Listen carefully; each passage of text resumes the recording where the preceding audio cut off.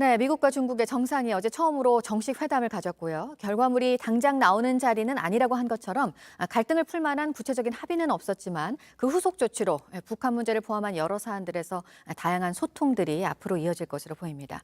그런데 이 정상회담이 끝나고 바로 미국에서 이런 보도가 나왔습니다.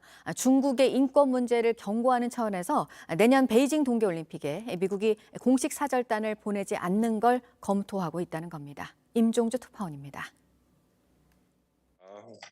미중 화상 정상회담에 배석한 제이크 설리번 백악관 국가안보 보좌관은 양국 간 충돌 방지를 위해 다양한 수준에서 관여가 이뤄질 것이라고 말했습니다.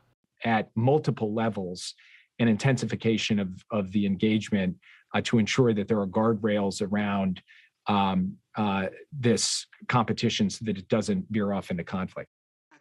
이에 따라 정상회담 후속 조치로 양국 간 각급 채널에서 다양한 소통과 논의가 이어질 전망입니다. 설리번 보좌관은 미중 협력 사안의 하나로 북한을 언급했습니다.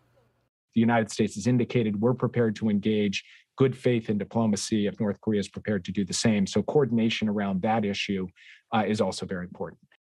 이와 관련해 워싱턴 외교 소식통은 미중 정상회담에서 한반도 평화와 안정에 대한 의견이 오간 것으로 알고 있다고 말했습니다.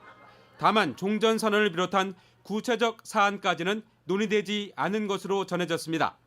앞서 미중 정상은 3시간 반가량 진행된 화상회담에서 대만 문제 등을 놓고 현상 변경 반대와 불장난하면 타 죽는다는 표현을 서로 써가며 팽팽하게 맞섰습니다. 공동 성명 등 뚜렷한 결과물은 없었지만 추가 긴장을 피해가는 계기를 마련했다는 평가도 나오고 있습니다. To ensure that the competition between our countries does not veer into conflict. China and the United States need to increase communication and cooperation. 이런 가운데 미국이 내년 베이징 동계올림픽을 외교적으로 보이콧할 가능성이 있다고 워싱턴 포스트가 보도했습니다.